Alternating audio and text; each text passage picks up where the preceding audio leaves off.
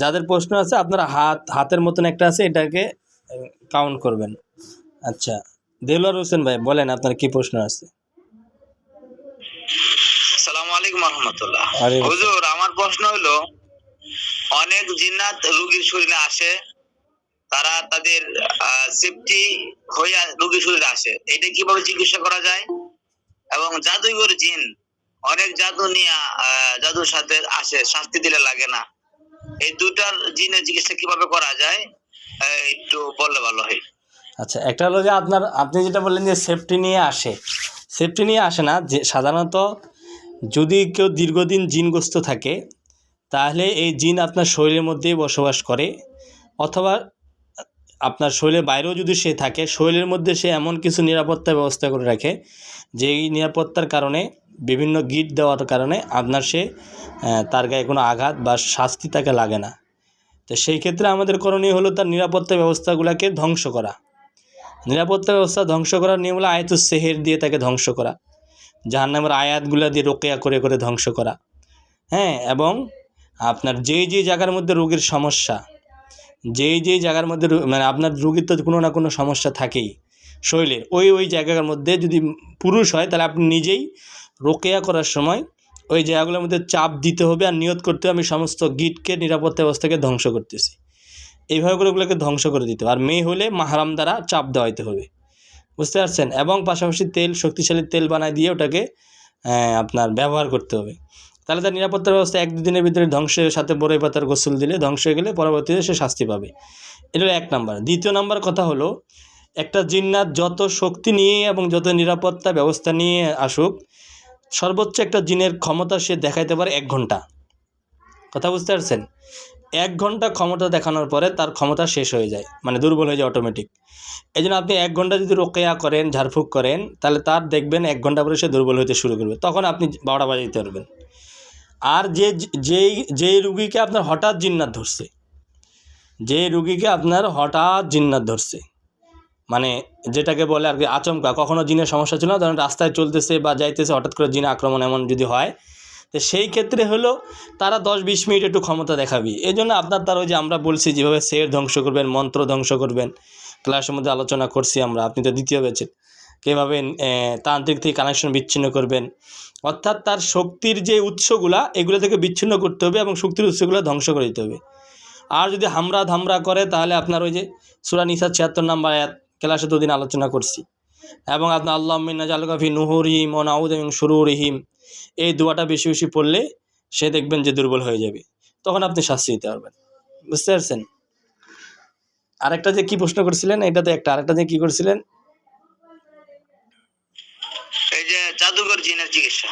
হ্যাঁ, ওই জাদুঘরের জিনের চিকিৎসা, জাদুকে ধ্বংস করতে হবে। এখন আপনাকে আইডেন্টিফাই করতে হবে যে এই আপনার এই রোগীটার সমস্যা কতদিন ধরে, ঠিক আছে, কতদিন ধরে সমস্যা। সাধারণত যদি দীর্ঘদিন সমস্যা থাকে, জিন্নাত তার শরীরের মধ্যে আপনার নিরাপত্তার ব্যবস্থা করে রাখে, এবং তারা বেশিরভাগ, একটা কথা জানেন, জিন্নাত মানুষের শরীরের মাথা, বুকে এবং লজ্জা স্থানে, মাথা, বুকে এবং লজ্জা স্থানে আপনার বেশিরভাগ তারা বসবাস করে। মাথা, বুকে এবং লজ্জা স্থানের মধ্যে তারা বসবাস করে। সাধারণত জিন্নাত এই জায়গাগুলোকে ক্যাপচার করে নেয়। কথা বুঝতে পারছেন? এই জন্য আপনাকে ওটা আইডেন্টিফাই করতে, তার সমস্যা কতদিন ধরে এবং তার কোন কোন জায়গায় সমস্যা, ওই জায়গাগুলোর মধ্যে আপনার নিরাপত্তা বলয়গুলোকে ধ্বংস করতে হবে। হ্যাঁ, বাংলায় বলে বলে ধ্বংস করতে হবে যে আল্লাহ তার নিরাপত্তার ব্যবস্থাকে, আল্লাহ তার আইনকে, হাসাদকে, আল্লাহ তার সমস্ত শক্তিকে, তাকে আপনি ধ্বংস করে দেন। এভাবে করে বাংলায় বলে বলেও রুকিয়া করতে হবে, ধ্বংস হয়ে যাবে। আপনাদেরকে আমি একটা ভিডিও লিঙ্ক দেবো, আমাদের রাকি আব্দুল মালিক সাহেব, বাংলাদেশের একজন বড় রাকি, উনি রুকিয়ার একটা সিস্টেম আছে, ওটা আপনারা শুনবেন, দেখবেন উনি বাংলায় রুকিয়া করে। ঠিক আছে, রুকিয়া বিষয়টা বুঝতে হবে। রুকিয়া বিষয়টা মূলত হলো ঝাড়ফুঁক। আমি তো প্রথমে ক্লাসে ক্লিয়ার করছি যে একটা সুন্নাহ রুকিয়া, একটা উত্তম রুকিয়া, একটা জায়েজ রুকিয়া। হ্যাঁ, এই বিষয়গুলো ভালো করে কাজ করতে হবে। জি জি। আচ্ছা, আর কারো কোনো প্রশ্ন আছে? হুজুর, আমাকে লিংকটা দিয়ে দেন হুজুর, আমি এই সমস্ত রোগী পাইতেছি খুব বেশি ইদানিং। বুঝতে পারছি। আচ্ছা, আর কারো কোনো প্রশ্ন থাকলে করতে পারেন। আচ্ছা, শরীফ শরীফ ভাই হাত দেখাইছে, বলেন। এমডি শরীফ।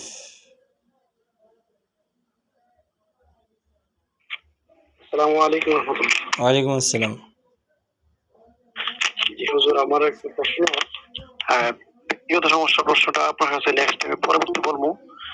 এখন এই যে রুকিয়ার যে তিনটা স্তর বললেন, একটা হচ্ছে রুকিয়া, আরেকটা হচ্ছে উত্তম কাজ, আরেকটা হচ্ছে জায়েজ, যেগুলো আছে তাবিজ সংখ্যা আছে, সংখ্যা দিয়ে বা বিভিন্ন অর্থে বিক্রি হয় এরকম কোনো দেওয়া দেখা জায়েজ নেই। আর তাছাড়া আপনার এই পূর্বের একটা রেকর্ডের মধ্যে আমি পাইছিলাম, ওইখানে যে আপনার মনে হয় নেটের মনে হয় আপনার সমস্যা, আপনার কথাগুলো বোঝা যাইতেছে না। হ্যাঁ হ্যাঁ, আপনি বলছিলেন এখন আচ্ছা, আপনার কথাটা বোঝা যাইতেছে না, আপনার ওখানে নেট বুঝি প্রচণ্ড সমস্যা। সমস্যা এখানে একটু ক্লিয়ার আছে? না, ক্লিয়ার নাই, আপনি একটু সরে যান অথবা আচ্ছা, আমি নেটওয়ার্কটা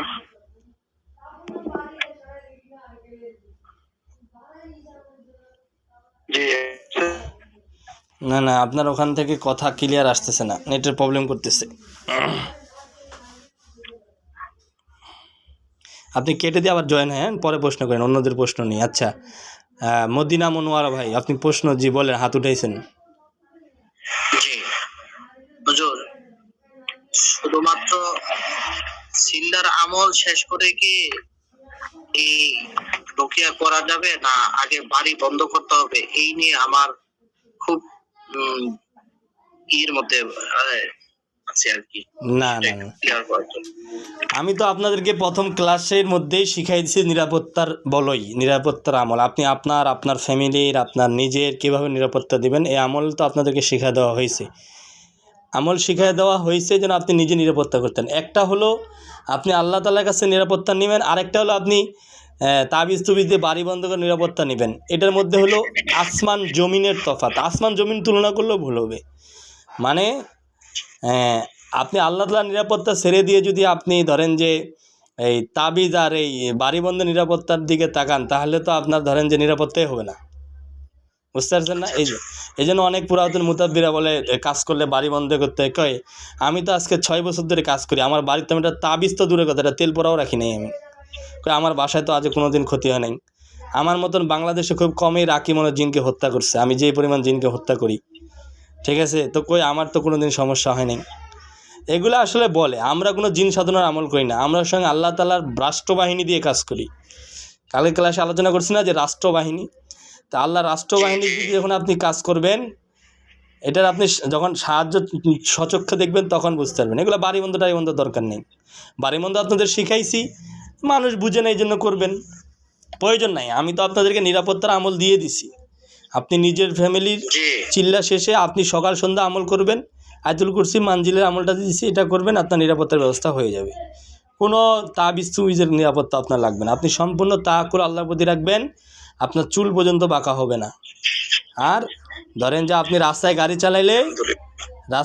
চালাইলে আপনার অ্যাক্সিডেন্টের ভয় আছেই, এটা স্বাভাবিক, ঠিক আছে? কিন্তু আপনার সাবধানতার সহিত চলতে হবে। আমরা আপনাকে হেলমেট ব্যবস্থা করে দিছি, কীভাবে সাবধান চলবে এভাবে বলে দিছি। আর একটা কথা বলে দিছি যে ইবনে তাইমিয়া রাহমাতুল্লাহ কী বলছেন, যে রুকিয়ার জগৎ হলো জিহাদের জগৎ, জিহাদের ময়দান একটা। তো এইখানে জিহাদের ময়দানে গেলে আপনার ধুলাবালি গায়ে লাগবে, এটা স্বাভাবিক বিষয়, ঠিক আছে? কিন্তু পিছপা হওয়া যাবে না, পরিপূর্ণ মনোবল নিয়ে চলতে হবে। এই জন্য জিন্নাত ভয় দেখাবে, এক একজন এক একটা কথা বলবে না, আপনি তাওয়াক্কুল রাখবেন আল্লাহর উপর, যে আমার আল্লাহ সুবহানাহু ওয়া তাআলা যদি আমার ক্ষতি লেগে রাখে, কেউ আটকাইতে পারবে না। কারো ক্ষমতা আছে বলেন? না। তো এই জন্য আপনি আল্লাহর প্রতি সবসময় তাওয়াক্কুল রাখবেন। কোনো তাবিজ কখনো শরীরে লাগাবেন না, বাড়িতেও বন্ধ করবেন না। আমি আপনাদেরকে যেভাবে নিরাপত্তার আমল আপনি এভাবেই করেন, কোনো দিন আপনার কিছু লাগবে না। আর যদি আপনি বাড়ি বন্ধের দিকে যান, তাহলে আপনার ইমানের তাকওয়া কমে যাবে, আল্লাহর প্রতি আস্থা কমে যাবে, তখন আপনার তাবিজের উপর নির্ভর, যখন আপনি নিজেকে আর বাঁচাতে পারবেন না। এই জন্য এগুলো মাথা থেকে সরাই নিন, ঠিক আছে? আল্লাহর প্রতি পরিপূর্ণ তাকওয়া নিরাপত্তার আমল করেন। ওই জন্য এক জিন্নাত আমাকে বলতেছিল, আফগানিস্তানের জিন্নাত দোভাষীর দ্বারা বলতেছিল যে সাদ্দাম ভাই আপনি হ্যাঁ আপনি বর্তমান ফাইনাল খেলার মধ্যে আছেন, ফাইনাল খেলা তদবির জগতের যেই লেভেলগুলো আছে সব লেভেলগুলো ছেড়ে দিয়ে আপনি বর্তমান ফাইনাল খেলার লেভেলের মধ্যে আছেন। তা আপনি সাবধানে থাকেন। তা আমাকে একজন নসিহত করেছিল আফগানিস্তানের জিন্নাত, অনেক বড় আলেম। আমি বলছিলাম যে ভাই আমি শুরু থেকেই আল্লাহর প্রতি তাওয়াক্কুল রাখি, মৃত্যুর আগ পর্যন্ত তাওয়াক্কুল রাখবো। আমি কোনো দিন আমার বাড়িও বন্ধ করি নাই, বা আমি কোনো বাড়ি বন্ধের জন্য চিন্তাও করি নাই, বা আমার শরীরের মধ্যে কোনো তাবিজও লাগাই নাই, লাগাবো না, বাকি আল্লাহ ভরসা। আপনি যতদিন এই একিনের প্রতি থাকবেন, অটল থাকবেন, ততদিন আপনার কিচ্ছু হবে না। কিন্তু আপনার একিন যখন দুর্বল হয়ে যাবে তখনই আপনাকে অ্যাটাক করবে। এই কথাটা আপনাদের কাছে শেয়ার করলাম, বুঝতে পারছেন? একিন দুর্বল করতে পারলে আপনার উপরে অ্যাটাক করবে। এই জন্য একিন দুর্বল করার জন্য এক একজন আপনাকে এক একটা কথা বলবে। জিন্নাতে আসো বলতে পারে, মানুষের দ্বারাও বলতে পারে। এই জন্য এগুলো ভ্রুক্ষেপ করা যাবে না, বুঝতে পারছেন? জি। হ্যাঁ সাথে নিরাপত্তা আমল করবে নিয়মিত। এই আচ্ছা, আর কারো কোনো প্রশ্ন আছে?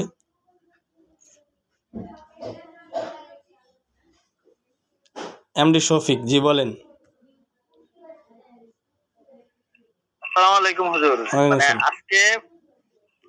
আজকে আমি হুজুর, মানে আমি তো একজন মানে ব্যবসায়ী, মানে ছোটখাটো একজন ব্যবসায়ী, বুঝতে পারছেন? আমি তো ব্যবসা করি। এখন আজকে আমি মানে অনেক বড় একটা বিপদ থেকে বাঁচছি আল্লাহর উপর ভরসা করে, বুঝতে পারছেন? এই যে আপনি যে এতক্ষণ মানে নসিহত করলেন যে আল্লাহর উপর তাওয়াক্কুল করা। আজকে আমার কিছু মাল একজন অটো ড্রাইভার মানে এই চুরি করে নিয়ে গেছিল, বুঝতে পারছেন? মানে ওই চুরি করে নিয়ে গেছিল। মানে আমি ওই যে মালটা নিচে নেওয়ার পরে আমি একটা রেস্টুরেন্টে কিছু পার্সেল অর্ডার দিতাম, গেছি, যাওয়ার পরে আমি কাউন্টারে গেছি, টাকাটা পেড করছি, পিছন থেকে সে আমার মালটা নিয়ে গেছে, বুঝতে পারছেন? তো আমি আপনার মনে করেন যে এখন অনেকে অনেক কিছু বলছে যে সিসি ক্যামেরা এই সেই চেক করেন।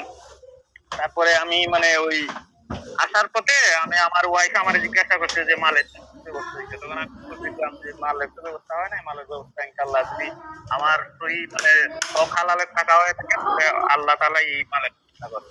এবং আমি আসমানের দিকে তাকাইয়ে এই যে আল্লাহরে বলছি যে আল্লাহ আপনি আমার এই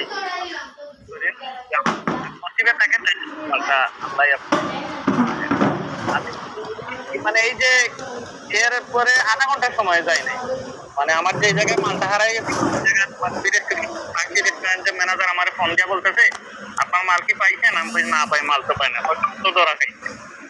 পরে আজকে ওই পরে সেনাবাহিনীর কাছে নিয়ে গেছে আমার। এখন যে কথাটা আপনার মানে কথার সাথে আমার পরে হার্টে বাজছে আর কি কথাটা, যে আল্লাহর কাছে চাওয়া মানে এটা আসলে মানে কতটুকু যে মানে আমি আজকে মানে শান্তি পাইতেছি আর কি। এটা তো অবশ্যই আল্লাহর প্রতি তাওয়াক্কুল করলে আল্লাহ তাআলা অবশ্যই দেবে। তা আমাদের সাধারণত তাওয়াক্কুলটা চলে যায় তাবিজের দিকে, জিনের দিকে, এই জন্য আমরা কাজে সফলতা আসে না। আচ্ছা, তারপরে হাফেজ ইয়াসিন ভাই বলেন কি প্রশ্ন?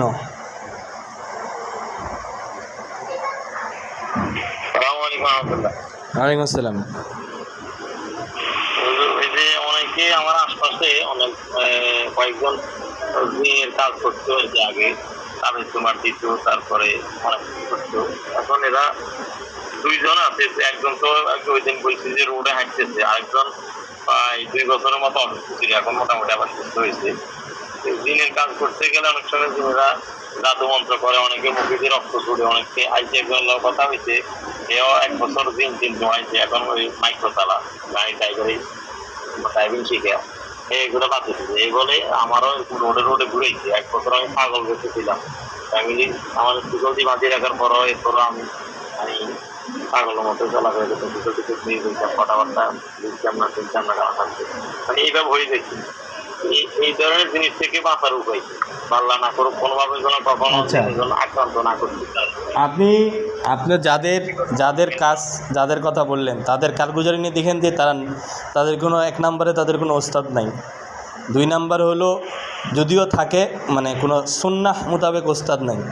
3 নম্বরে হলো আপনার তারা নিরাপত্তার আমল কি এটাই বুঝে না। আপনি জিজ্ঞাসা করে দেখবেন যে নিরাপত্তার আমল কি, তারা এটাই বুঝে না বা করেও না সুন্নাহ মোতাবেক।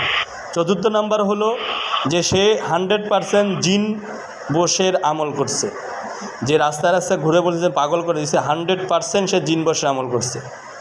হ্যাঁ, আর 3য় কথা হলো যে আপনি যখন তাবিজ দিতে যাবেন তখন আপনার একটা রিস্ক থাকে। রিস্ক থাকে কি, যে আপনি তাবিজ দিছেন, আপনি তো আল্লাহর প্রতি তাওয়াক্কুল করেন নাই, আপনি তাবিজের উপরে তাওয়াক্কুল করে তাবিজটা দিছেন। তো এই তাবিজের আপনি যে তাবিজটা দিছেন আপনার উপরে তখন ওই জিন্নাত রেগে আসে, ধরেন যে ওই তাবিজের তাসির যদি তার উপরে লাগে, ধরুন আপনি সুন্নাহ মোতাবেক তা মানে জায়েজ তরিকায় তাবিজ দিছেন, না জায়েজ দেন না জায়েজ দিছেন, কিন্তু তাবিজের তো একটা তাসির আছে, ওই জিন্নাতকে যদি লাগে সে তো আপনার শত্রু হবে বা আপনাকে বুঝবে যে আপনি তাবিজ দিচ্ছেন, তো পরবর্তীতে সে আপনাকে অ্যাকশন নিতে আসবে। আর যখন আপনি আল্লাহ তাআলার শক্তি নিয়ে কাজ করবেন, আমরা যেভাবে শিখাইছি, তখন তার ক্ষমতা নাই, কারণ আপনি আল্লাহর কাছে আল্লাহর আয়াত দিয়ে আল্লাহর সাহায্য চাইতেছেন, আল্লাহ স্বয়ং তাকে তৎক্ষণাৎ শাস্তি দিতেছে, সেটা আল্লাহ তাআলা দিতেছে, তখন সে আপনার দিকে আসলেও আপনাকে আল্লাহ প্রোটেক্ট দিবে, কারণ আপনি স্বয়ং সাহায্য চেয়েছেন আল্লাহ তাআলার কাছে। কারণ আমরা যেভাবে কাজটা করি রুহানি শক্তি অথবা রুকিয়ার দ্বারা, আমাদের নিয়ত থেকে যে আমরা আল্লাহ তাআলার সাহায্য নিয়ে তাকে কষ্ট দেব, তখন আপনার কিন্তু রিস্ক থাকে না। কিন্তু আপনি তাবিজে যাবেন, জিন দিয়ে কাজ করেন, তখন আপনার রিস্ক থাকবে। আমরা যেগুলো ক্লাসে খোলাসা আলোচনা করছি বিস্তারিতভাবে, ঠিক আছে? এই জন্য ক্লাসগুলো বারবার শুনবেন। এক কথায় শেষ, আল্লাহর প্রতি তাওয়াক্কুল নিয়ে যদি কাজ করেন, রুকিয়া এবং রুহানি শক্তি দিয়ে আমরা যেভাবে শিখাইছি, তাহলে আপনার জীবনে কোনো দিনও রিস্ক নাই। হ্যাঁ, ওই যে বললাম ধুলাবালি খাইতেই হবে স্বাভাবিক, তো জাদু রিমুভের তো আমলও শিখিয়ে দিচ্ছি, যে আপনারা সারাদিন কাজ করলে মাগরিবে আমি আপনাদের বলছি যে আমার পিডিএফটা তেলাওয়াত করবেন, অথবা যদি জাদুগ্রস্ত মনে হয় গোসল করবেন, আর সাথে সাথে জাদু রিমুভ হয়ে যাবে, এটা কোনো রিস্ক নাই। এক কথায় সুন্নাহর পথে চলবেন, কোনো রিস্ক নাই। আর যখন আপনি মানে তাকওয়া ছেড়ে দিয়ে, সুন্নাহ ছেড়ে দিয়ে জায়েজ তরিকায় চিকিৎসা করতে যাবেন, তখন আপনার জীবনে রিস্ক আছে। আর না জায়েজে গেলে তো আপনার জিন্দগিই বরবাদ। হ্যাঁ, ফলাফল ভালো আসবে, দেখবেন অনেক কবিরাজের কাজ ভালো হয়, কিন্তু তার ভিতরে নাই সুন্নাহ, নাই তার ভিতরে কি, তা বলছি না যে তাদের শয়তানের সাথে কন্ট্যাক্ট আছে, যাই এগুলো আলোচনাতে ক্লাসে আমি বিস্তারিত করছি, কথা বুঝতে পারছেন? তো এই জন্য জিন বশের আমল আমি আমার সব ছাত্রদেরকে, মুহিব্বিনদেরকে বলি যে, এবং আমি এটাও বলি যে জিন বশের আমলটা শিরকের পর্যায়ে চলে যায়। এটা তো আমি আলোচনা করছি আপনাদের ক্লাসে। যাই হোক, এখানে অনেকজন নতুন আছে, আগামাথা বুঝবে না, সে এর একটা থেকে আরেকটা বুঝবে। আমি একদিন একটা মহিলাকে ওই যে তার লগে সিনের আসর ছিল আর কি, যে পরে তেল কাপ পড়ি ডাব একটা পড়ে দিয়েছিলাম।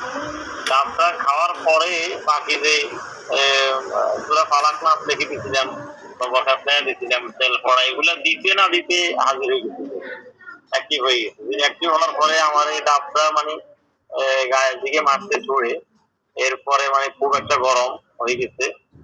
তারপরে আমি বিভিন্ন আমল, বিভিন্ন দোয়া দরুদ করছিলাম, এরপরে আল্লাহর মেহেরবানি, আল্লাহ হেফাজত করছে, কিছুক্ষণ পরে চলে গেছে। এরপরে স্বামীকে বলছি আর কি যে হুজুর থেকে এই সমস্ত জিনিসগুলো আবার নিয়ে আসো, তারপরে আমার এগুলো ভালো লাগছে, কিন্তু আমি ভয় আর পরে আর বাকিগুলো দিই নাই। পরে অন্য কবিরাজের কাছে গেছে আর বলছিল আর কি যে এরে আমি মেরে ফেলবো, আমার গায়ে আগুন ধরাই দিছে। তারপরে আমার অনেক কষ্ট হয়েছে, এই থেকে এগুলা বন্ধ করে দিচ্ছি। বলে হুমকি দিবেই, আপনি জিন্নাতের কাজ করলে আপনার কাছে হুমকি আসবে, তবে চেহেল কাপ পড়বেন না। আপনি কোরআনের আয়াত পড়বেন, দোয়া পড়বেন, চেহেল কাপ পড়বেন না, ঠিক আছে? চেহেল কাপের অর্থ বলতে পারবেন বা কেউ বলতে পারবে চেহেল কাপের অর্থ? চেহেল কাপ যে আব্দুল কাদের জিলানী রহমতুল্লাহ আসছে, এটার কোনো নির্ভরযোগ্য দলিল নেই, ঠিক আছে? এই জন্য চেহেল কাপ আপনারা পড়বেন না, ঠিক আছে? আর জিন্নাতের কাজ করলে আপনার হুমকি দুমকি আসবে, এটা স্বাভাবিক বিষয়, এটা ভয় পাওয়া যাবে না। ভয় পাইলেই আপনাকে তারা ভয় পাওয়ার চেষ্টা করবে, আপনি ভয় পাইলেই ধরেন যে গেছেন, ভয় পাবেন না, পরিপূর্ণ আল্লাহর তাওয়াক্কুল রাখবেন। ওগুলো চুলটা জিন জাতিকে, আমার তো স্লোগান দুইটা, একটা হলো হেরে যাবে শয়তান, জিতে যাবে কোরআন, আরেকটা হলো জিন জাতিকে আমরা মশামাছি মনে করি, ঠিক আছে? জিন জাতিকে মশামাছি মনে করি, এটা কোনো ভয়ের কিছু নেই, নিজের দিল। চেহেল কাফের অস্তিত্ব কোথা থেকে উৎপত্তি, তার ক্রমিক বিকাশ, এই বিষয়ে চেহেল কাপের বিষয়টা বেশিরভাগ মানুষ বলে আব্দুল কাদের জিলানী রহমতুল্লাহ আলাইহি থেকে আসছে, কিন্তু এটা নির্ভরযোগ্য কোনো দলিল বা আপনার আমার জানা নেই, কারো জানা থাকতে পারে। আর আমি অনেক মুফতি সাহেবদেরকে এই বিষয়টার অর্থ বলছে না, এটার কোনো অর্থ আমরা বার করতে পারি না বা পাই নাই। অনেক মুহাক্কিক আলেমদের বলছি, তা বলছে যে বিষয়ে স্পষ্ট কোনো শরীয়তের দলিল মানে অর্থ ভালো নয়, এই বিষয়গুলো আমাদেরকে এড়িয়ে চলতে হবে যদি আমরা পরকালকে ঠিক রাখতে চাই। আর দুনিয়াকে ঠিক রাখার জন্য। হুজুর, আমি আমি মাস্তুরাত জামাতে আসছি আর কি, 3 দিনের আছে দ্বিতীয় দিন, তো একটু আমি চলে গেলে আচ্ছা যান, একটু ভালোই আজকে ক্লাস না, আজকে মাপ জাস্ট চাই। প্রশ্ন উত্তর পর্ব, কেউ না থাকলে চলে যেতে পারেন, সমস্যা নেই, আমি শেষ করে দেবো প্রশ্ন শেষ হয়ে গেলেই। এই হলো বিষয়। আচ্ছা, আর কারো কোনো প্রশ্ন আছে?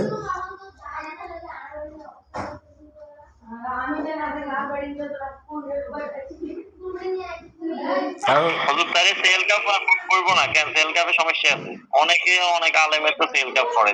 আমাদের মাদ্রাসায় যে বড় হুজুর বুখারীর কাছে পড়ছিলাম, কারণ আব্দুল বাকি সাহেব নোয়াখালী, উনিও সেল কাপ পড়ে।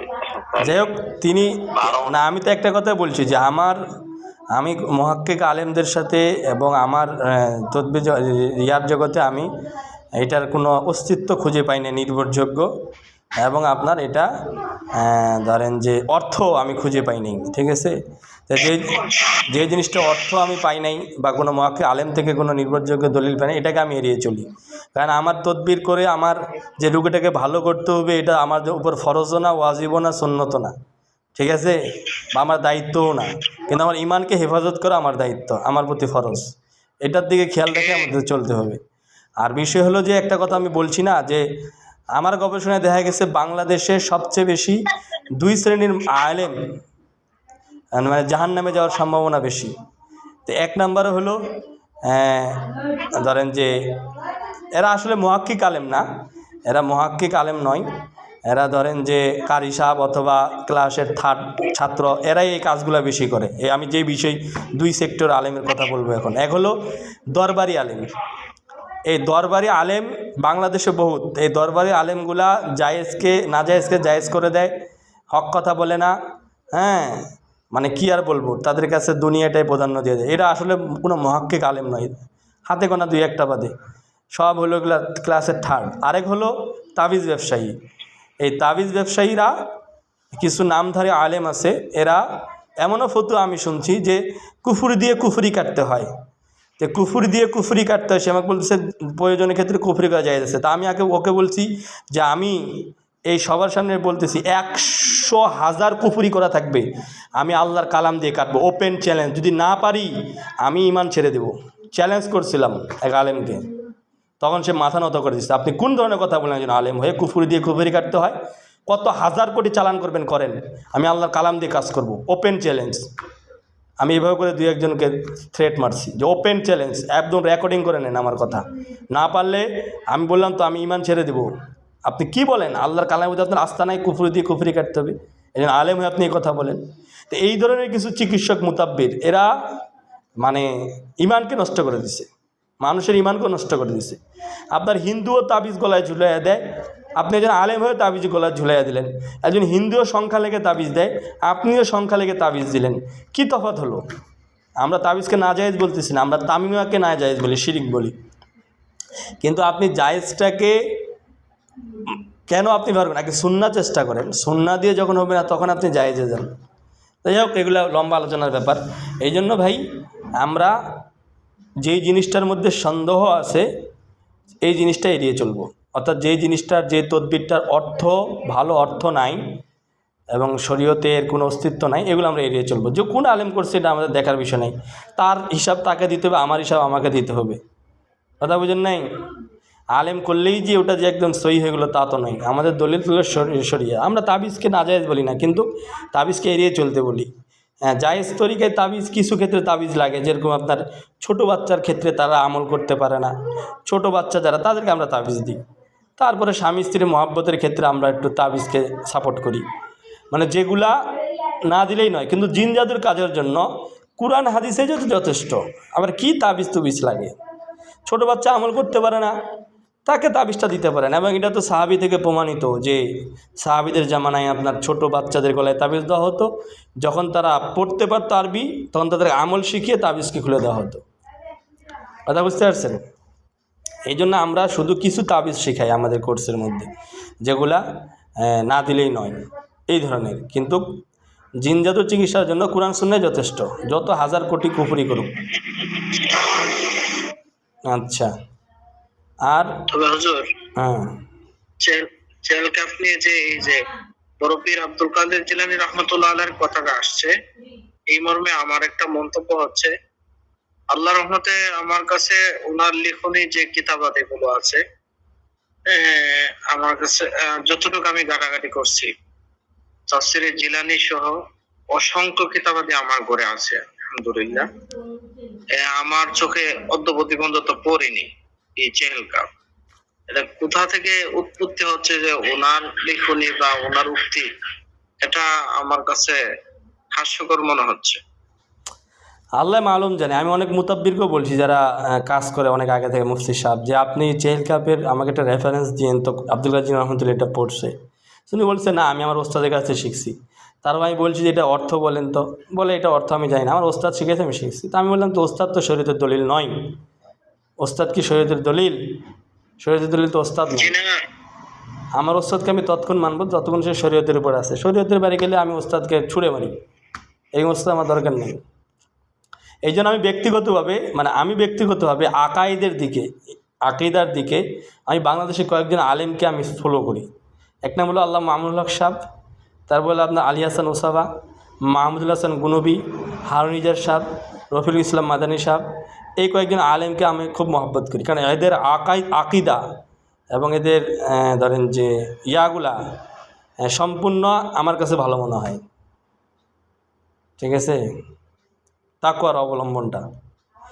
আচ্ছা, আর কার কোনো প্রশ্ন আছে? যে ওগুলো অন্য বিষয়ে কথা থেকে কথা চলে আসে।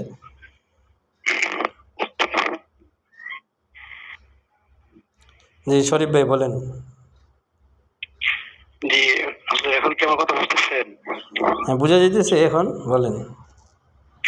আচ্ছা, এখানে আপনি কিছুদিন পূর্বে আমি আপনার এই রেকর্ডগুলি রেকর্ডগুলি যেখানে বলা হয়েছিল জিন সাধনার জন্য রোজা রাখা এগুলি শিরকের গন্ধ করে জায়েজ না, আমার কাছে এটা যৌক্তিক মনে হয়েছে। আপনার এই এতটুকু শোনার পরে আমার অনেক বেশি আমার ফিকির চলে আসছে নতুন করে, যেগুলি বিষয়ে কিছু বিশ্বাসটার মতো কিছু স্মরণাপন্ন আমার ঘর থেকে একবারে মাথা থেকে চিরতরে চলে গেছে। এখন সম্পূর্ণ আমি আল্লাহর প্রতি মতবাজ্য রুজু, আর ওসিলা হিসেবে কোরআন সুন্নাহ উস্তাদ হিসেবে আপনাকে ফলো করার চেষ্টা করতেছি। এখন মূল বিষয়টা হচ্ছে যে যারা আপনি এখানে এই কথা বলে নিচ্ছেন যে হয়তো অনেকে এই জিনকে সহকার হিসেবে রাখে এই জন্য যে অনেক কিছু তার মাধ্যমে জানার জন্য, এতটুকু জন্য, বাকি অন্য কোনো ক্ষেত্রে প্রয়োজন না শোনার জন্য। কারণ আমি যদি কোনো সচককে দেখনেওয়ালা বা অভিজ্ঞ এরকম লোক ছাড়া আমি সম্পূর্ণ গায়েবানার উপরে আমি কোরআন সুন্নাহ মোতাবেক আমল মেহরবানি শক্তি যেভাবে হোক আমি সম্পূর্ণ গায়েবানা বিষয়ে সাক্ষী ছাড়া আমি কিভাবে বুঝবো আসলে যেটা এই রোগ আক্রান্ত বা এইভাবে আক্রান্ত, এটা বুঝার আলামতটা কি? এগুলো আমরা বিস্তারিত কোর্সে আলোচনা করব। এগুলো আমাদের A to Z আলোচনা থাকে। আপনি কিভাবে আপনার রোগ পরীক্ষা করবেন রোগীকে একদম, এবং এমনও পদ্ধতি আমরা শিখাই যে রোগী নিজেই অনুভব করবে তার সমস্যাটা। ঠিক আছে, রোগী নিজেই অনুভব করবে তার সমস্যাটা, আমরা এটা শেখাই। এটা আপনার টেনশন, আপনি কোর্স করলে বুঝতে পারবেন। আচ্ছা আচ্ছা, আর আরেকটা বিষয় হচ্ছে কি আমি বিষয়ে আক্রান্ত আপনার সেখানে এই প্রশ্নগুলোর মধ্যে বলে নেই, যদিও পার্সোনালি বলার জন্য সুযোগ থাকে না। বিষয় হচ্ছে কি আমি দীর্ঘ 5 বছর আমি ফারিকের পর থেকে এক জায়গাতে আমি ইমামতের দায়িত্ব নিয়েছিলাম, বুঝেননি? তো লাস্ট এই 5 বছরের লাস্ট 2 বছর বিশেষ করে আমি বিভিন্ন বিষয়ে আমি আক্রান্ত হয়েছি 3 বছর পর্যন্ত। যেমন আমি রাত্রিবেলা ঘুমাইলে আমার ভয়ঙ্কর কিছু জিনিস চাপা ধরতো, ভয়ঙ্কর আকৃতি দেখতাম, দাঁত খুলে দেখতাম, কামড় মারতো। এরকম অনেক অসংখ্য আমি এই রাত্রে সজাগ তখন লাগছে। তখন আমি একজনের আমার মুয়াজ্জিনের বাড়িতে গিয়ে ওনার বাড়িতে থাকতাম প্রায়। তো দিনের বেলা ঘুমাইতে পারতাম না, মাঝে মধ্যে ধরে নিত। কোন অবস্থাতে উজু কইরা 2 রাকাত নামাজ পড়া তারপরে ডান কুরুটে শুয়ে দোয়া কালাম পড়া শরীর বন্ধ করে ঘুমাইলেও কাজ হতো না। তখন আমি আমার এক পার্শ্ববর্তী এক ইমাম সাহেবের শরণাপন্ন হইলাম। ওনার কাছে নাকি একজনের এরকম ওনার কাছে একজনের এরকম একটা আছে ওনার ওয়াইফের সাথে, সে নাকি অনেক ভালো মাদ্রাসায় পড়ুয়া মেয়ে লোক। তো উনি ওনার মাধ্যমে সম্পর্ক ভালো, জিজ্ঞাসা করার পরে আমার পরে বলছে নাকি আমার ক্ষেত্রে নাকি অনেকে বিভিন্ন জিনিস চালান টালান দিচ্ছে, এগুলির কারণে মাঝে মধ্যে রাত্রিবেলা আমাকে চাপ দিত। আর এই জিনিসগুলো উনি মনে করতো আসলে মূলত বলতো না, এগুলি অনেক চালান ছিল। আর কিছু কিছু ক্ষেত্রে উনি চলাফেরার ক্ষেত্রে অন্য অন্য চালান গুলি ওনার উপরে ভুলে এসে পড়ে যেত, এই সমস্যা ছিল।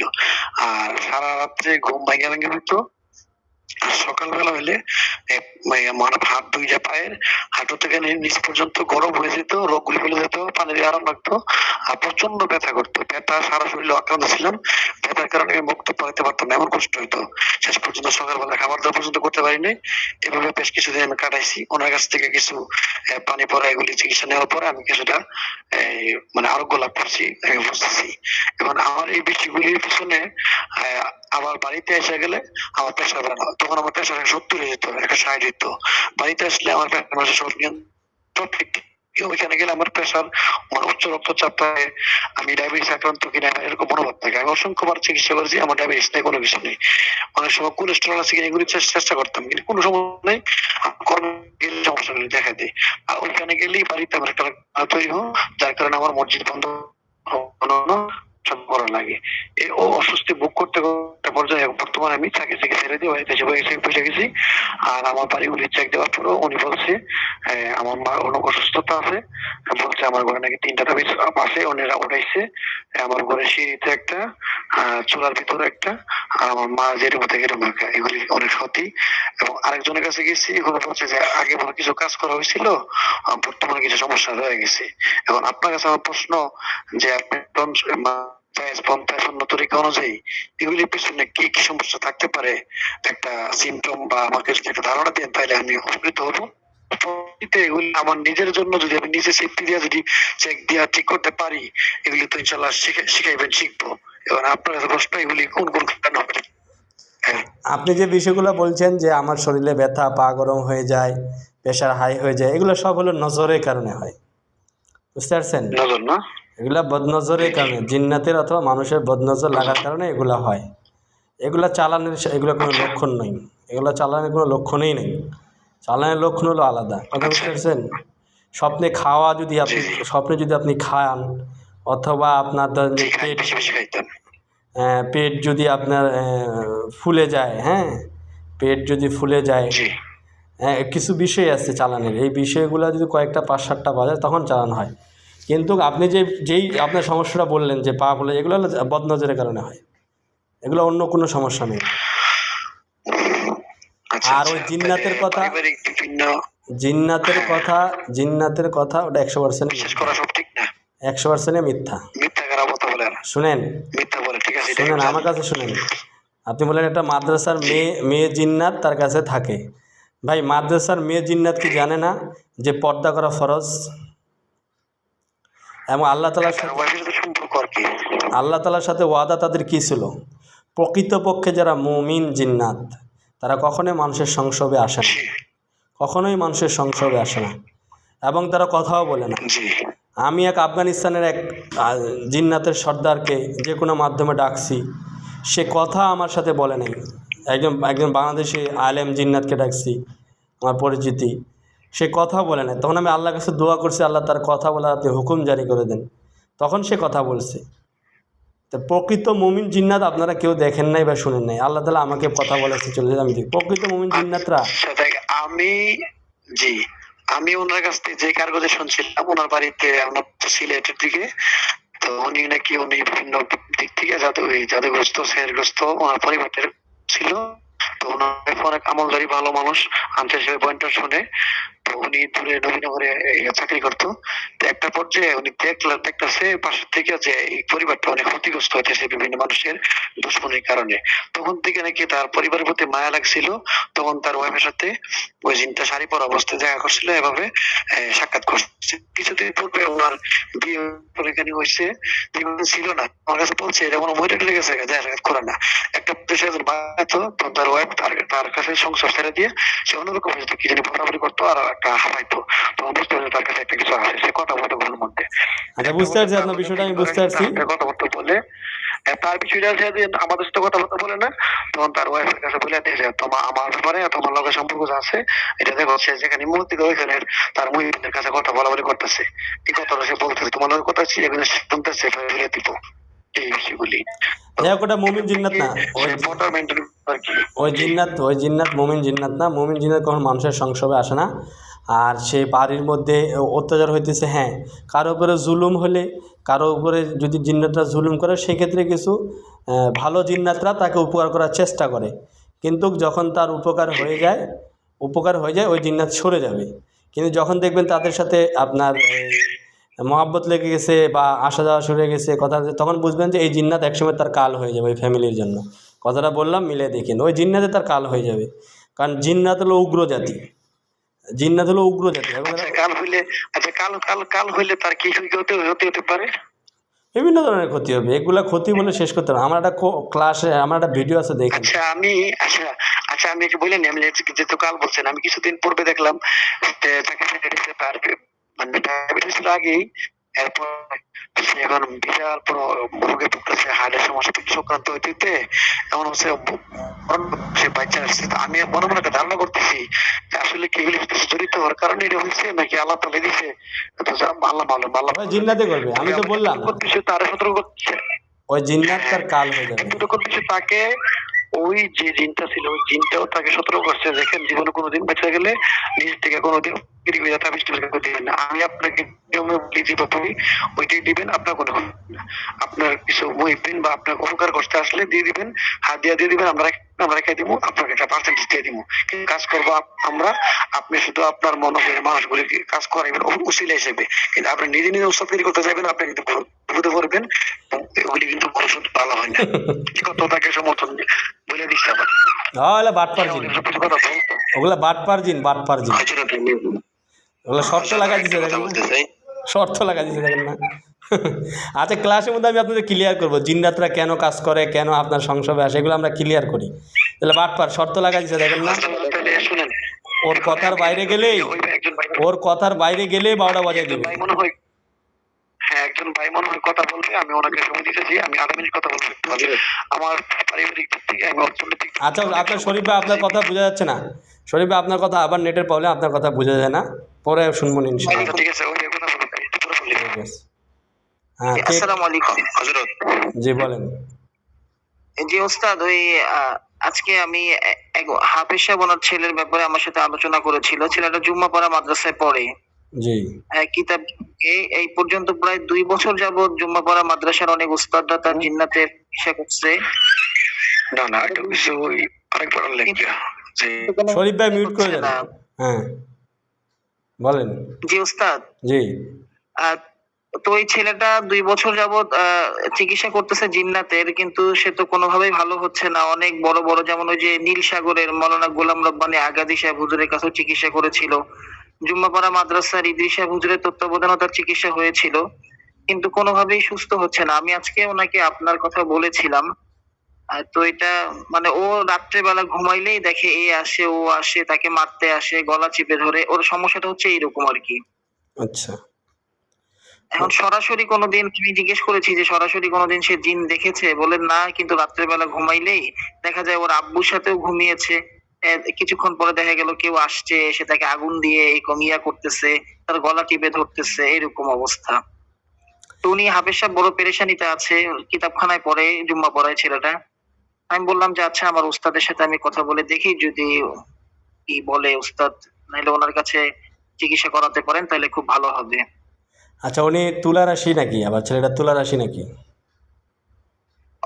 কি জানি, আমি এগুলো আর জিজ্ঞেস করি নাই। আমি আপনার কথা বলছি যে আমি উস্তাদের সাথে কথা বলবো, সেরকম হলে আপনি আমার উস্তাদের কাছে চিকিৎসা করাতে পারেন, আশা করা যায় ভালো হবে।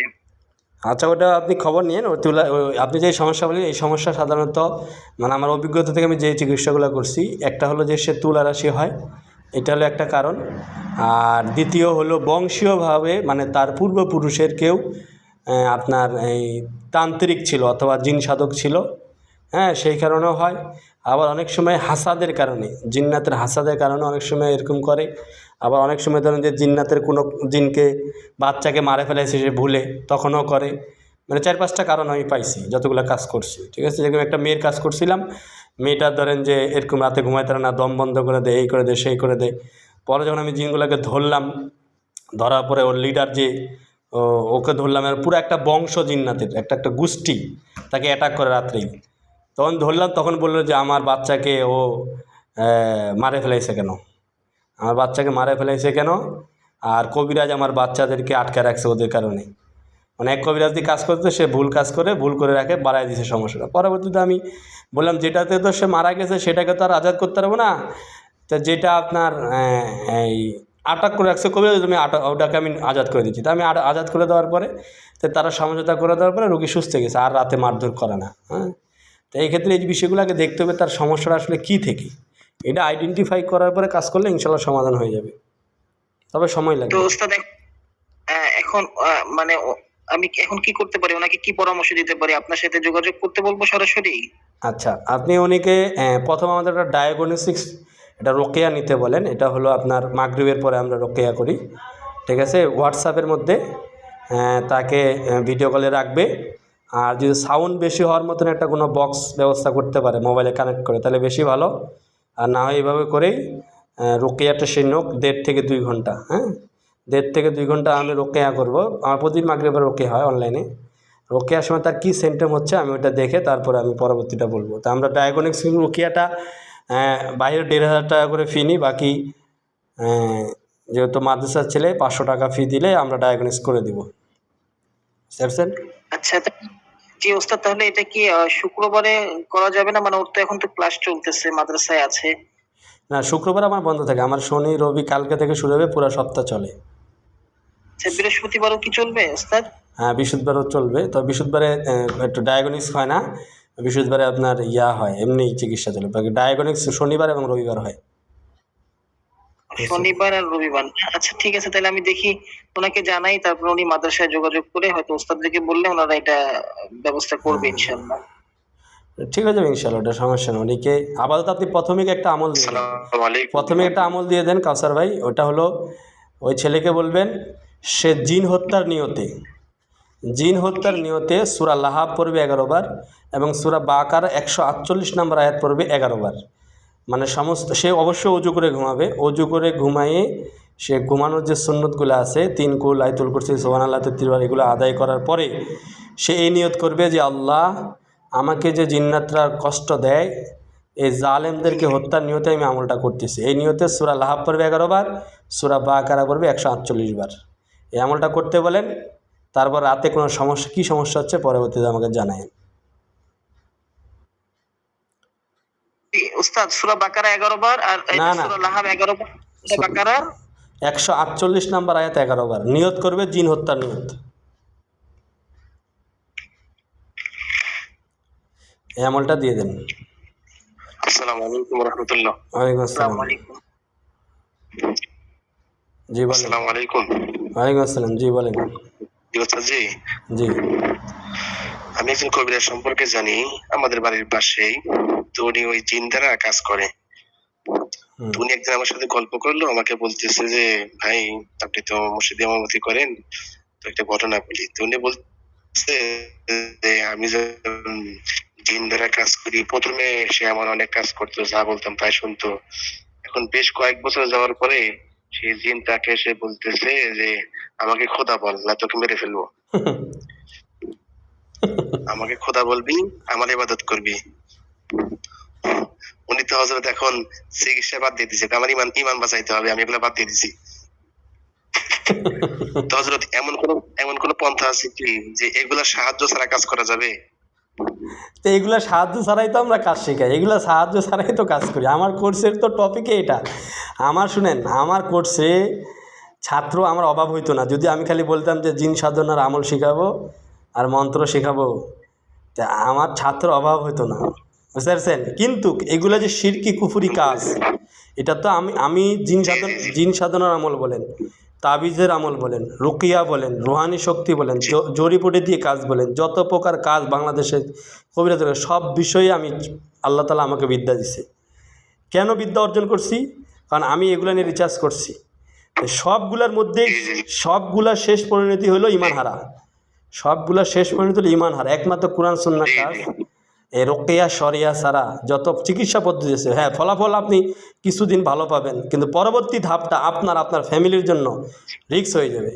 আর যারা আমরা আল্লাহ তাআলার শক্তি দিয়ে কাজ করি, আল্লাহ তাআলার সাহায্য নিয়ে কাজ করি, এদের জীবনও কোনো দিন রিস্ক নাই, মৃত্যুর পরও তার সন্তানাদের কোনো রিস্ক নেই।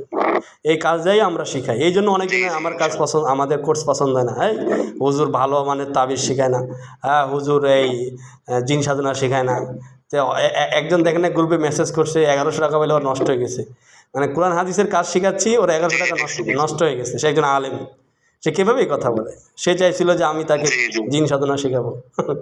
তাই আমি বলছি ভাই তুই 1100 কেন, তুই যদি 1 লাখ টাকা দিস তা আমি জিন সাধনা আমল শেখাবো না। কারণ একজন মুসলমানের ইমানকে হেফাজত করতে পারলে এটা আমার নাজাতের উসিলা হবে, আর একজন মুসলমানের ইমানকে গলত করতে পারলে এটা আমার জাহান্নাম যাওয়ার উসিলা হয়ে যাবে।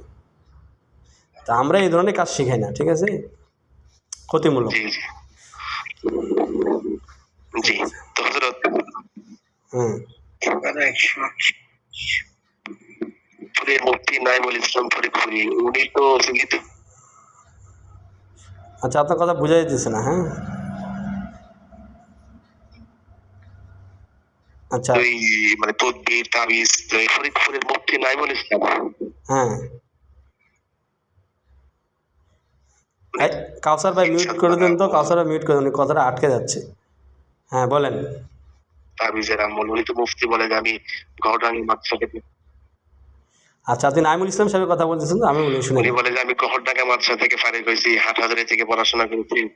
আচ্ছা নাইমুল ইসলাম সাহেবের একটা ভিডিও আছে দেখবেন, উনি একটা কিতাব লিখছে রুকিয়াতুল আমরজ, ঠিক আছে। তো উনির ভিডিওতে বলছে যে আমার চিকিৎসা জগতে এবং আমার যত কিতাব লিখছি আমার জীবনের সবচেয়ে সেরা কিতাব হলো রুকিয়াতুল আমরজ, মানে রুকিয়ার উপরে তিনি একটা কিতাব লিখছে। জি জি। যদিও কিতাবটা অত নির্ভরযোগ্য নয়, তারপরে তিনি লেখার পরে স্বীকার করছে যে এইটাই আমার জীবনের সেরা কিতাব। কারণ রুকিয়ার উপরে কোনো চিকিৎসা নাই, তার তাবিজ তুবিজ বা তার যে কিতাবাদি ওগুলো আমার ঘাটা শেষ। তা তার কিতাবাদির যে সে ইয়াগুলা দিছে অত নির্ভরযোগ্য নয় এবং অত কাজও ভালো নয় তাবিজগুলা, ঠিক আছে। আমি অনেকজনের কাছে কারগুজারি নিয়েছি যে কাজও ভালো নেই। তবে তার কিতাব নাইমুল ইসলাম সাহেবের 2টা কিতাব আমার পছন্দ। একটা হলো রুকিয়াতুল আমরজ, যে আলহামদুলিল্লাহ তিনি জিনিসটা বুঝছে যে রুকিয়া চিকিৎসার উপরে কোনো চিকিৎসা নেই। আর আরেকটা কিতাব ভালো লাগছে, স্বামী স্ত্রীর মহব্বতের একটা কিতাব লিখছে বলে উনি, স্বামী স্ত্রীর দ্বন্দ্বে আকাবিরদের আমল। এই 2টা কিতাব আপনারা পড়তে পারেন, এই 2টা কিতাব মোটামুটি নির্ভরযোগ্য। বাকিগুলো এগুলো ফোকাস, এগুলোর কোনো ইয়া নেই। বাকি আপনাদের ব্যক্তিগত ব্যাপার, যেহেতু আপনারা আলেম মানুষ, ভালো মন্দ বুঝেন। জি ইনশাআল্লাহ অবশ্যই আপনার কথা মেনে চলবে ইনশাআল্লাহ ইনশাআল্লাহ। আচ্ছা আর দোয়া করবেন। আর কারো কোনো প্রশ্ন আছে? জি আসসালামু আলাইকুম হুজুর। ওয়ালাইকুম আসসালাম। প্রশ্ন আছিল। জি বলেন। শর্ট প্রশ্নটা হচ্ছে আপনার ওই যে মুয়াক্কেল, অনেক সময় ওই যে আমরা অনেক সময় দেখি আর কি যে মুয়াক্কেলগণ আপনারা হাজির হন, মুয়াক্কেল আর আল্লাহর রাষ্ট্রীয় বাহিনী কি এক না এখানে কি কোনো ফারাক আছে? আচ্ছা আপনারা তো বললেন যে আমরা বুঝতে পারছি, আপনি কোর্সটা করেন ইনশাল্লাহ তখন ক্লিয়ার করা হবে এটা বিষয়টা, লং আলোচনার বিষয় তো এটা। এখন উত্তর দিয়ে আপনি আগামাতা বুঝবেন, এটা অনেক একটা আলোচনার বিষয় আছে। আচ্ছা আর কারো কোনো প্রশ্ন?